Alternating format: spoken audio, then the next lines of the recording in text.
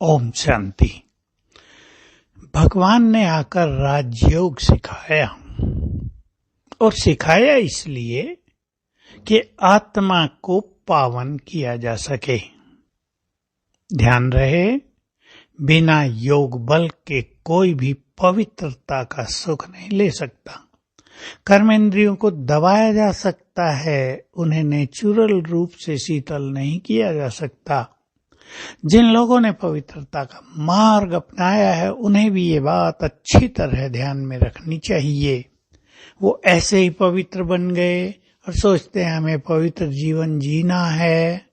ऐसे नहीं होता। आप अच्छा योग अभ्यास करें।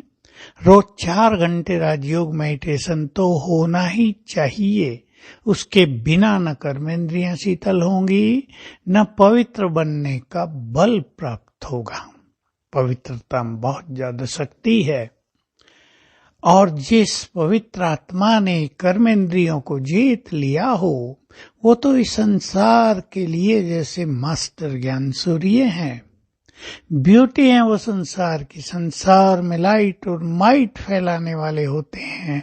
ऐसी थोड़ी आत्माएं भी इस संसार के लिए बहुत बड़ा बल प्रदान करती हैं।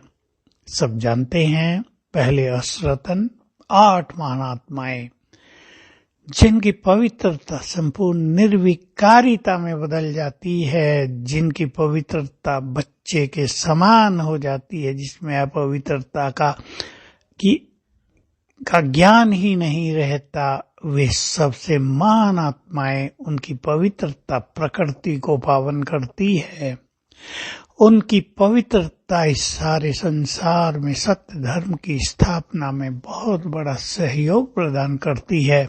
दूसरे 108 यानी 100 और ये 108 विजय रत्न कहलाते हैं। इन सब की पवित्रता जो योग बल से प्राप्त की हुई होती है, वो संसार को बहुत बड़ा बल प्रदान करती है। तो हम बहुत ज्यादा ध्यान दें।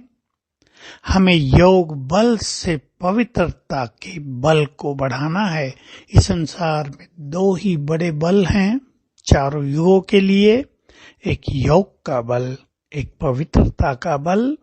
तीसरा बल भी होता है जिसे ज्ञान का बल कहते हैं।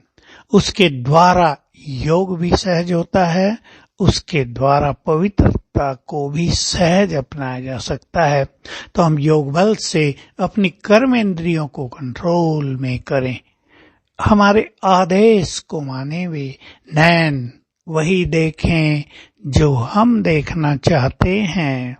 आप कहेंगे हम तो शरीर को ही देखना चाहते हैं। नहीं, जो राजयोग के मार्ग पर हैं वो तो आत्मा को ही देखना चाहेंगे।